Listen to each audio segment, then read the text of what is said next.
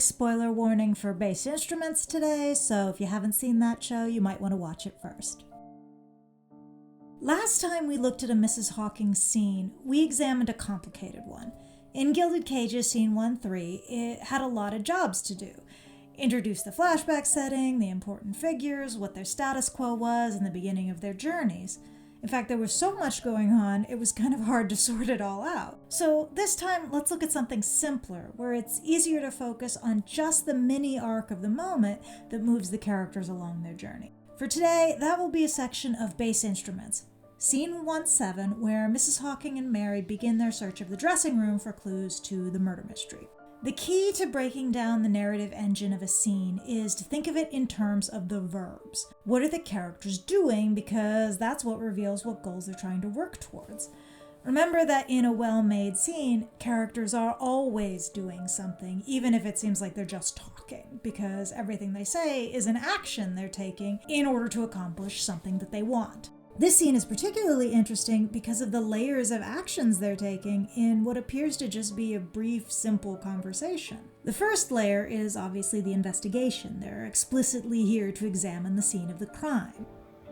The events of Miss Sergeyeva's death must have left some sign. It is up to us to find it. But while they're looking, Mary starts a conversation on a different subject.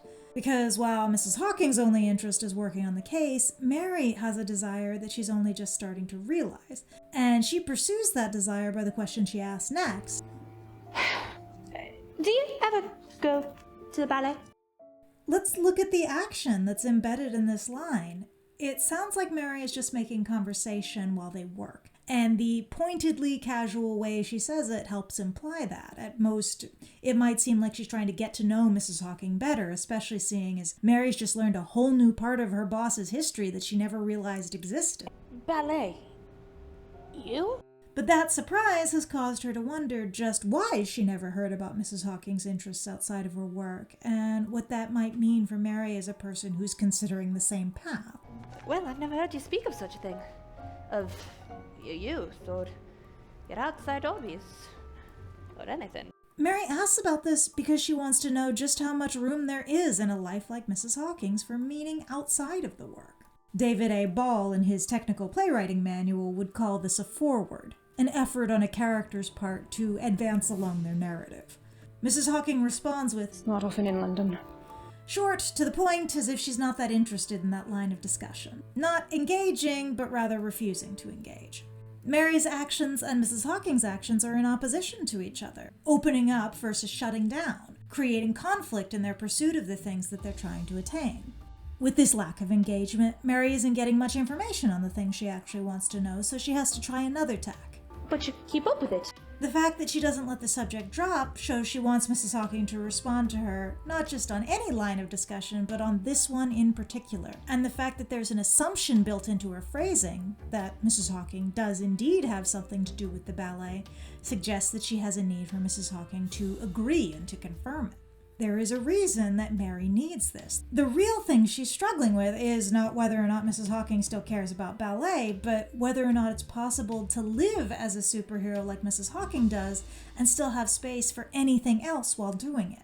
She's trying to make it as easy as possible for Mrs. Hawkins to confirm that, yeah, she does care about stuff outside work in order to give Mary the reassurance that she craves that it's even possible.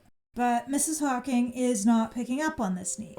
In what way? She asks, as if she's confused by the idea that Mary has any interest at all in her connection to ballet. She may not be actively wanting to deny Mary an answer, but her desire is to entirely focus on finding the clues that they're seeking, and that means she's not cooperating. The conflict, therefore, persists. I don't know. You follow the companies, or... Well, it sounded rather important to you.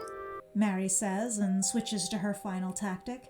Here, she's trying to explain her train of thought in bringing this up, asking Mrs. Hawkins to acknowledge that she herself gave an indication that ballet was important to her. There's also a quality of disarming herself, as if she's backing down a little, because she is getting the sense that her questions are not welcome, and she's starting to give up hope that she's going to get any answer, much less the one that she wants. As you can see, my calling pulled me elsewhere. But surely you miss it. Her suspicion is confirmed when Mrs. Hawkins finally gets irritated by this line of questioning and snaps, It was a very long time ago, Mary. I don't think of it. Instead, she takes the action of redirecting Mary back to the search for clues, which is the thing she's actually interested in. With this action, several changes are spurred in Mary. She's genuinely interested in the case, so she wants to see what Mrs. Hawking has found. And she also wants Mrs. Hawking's approval rather than her annoyance, so she doesn't want to make her angry with unwanted questions. But also, in a way, she has gotten an answer. Mrs. Hawking's complete disinterest in even talking about anything but work shows that she doesn't hold any space for anything else. So ultimately, Mary drops the subject, having learned something about the path ahead of her. This might seem like a small change, but it's a really important step in the journey of Mary's complete arc. This has led her to realize that she's modeling her life on somebody who is so single-minded that she doesn't have anything else in it. Mary knows she wants more than that, outside interests and relationships with other people. So this pushes Mary to her eventual decision that represents her overall change for the narrative. I want to do your work for you more than anything.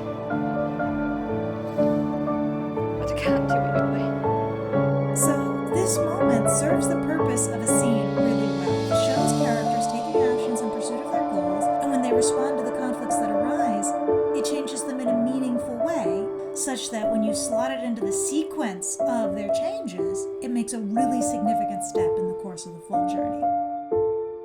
And you can see Mary's full journey in episode 3 Bass Instruments here on our YouTube